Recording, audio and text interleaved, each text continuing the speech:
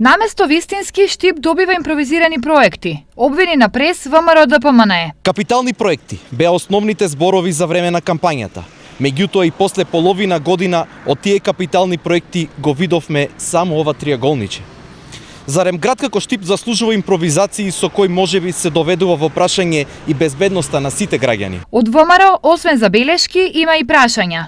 Дали општината ја има обезбедено целокупната документација за уредување на крстосницата и промена на сообраќајното решение? И дали сите надлежни институции на локално ниво се запознати со сообраќајните промени кои ги врши локалната самоуправа?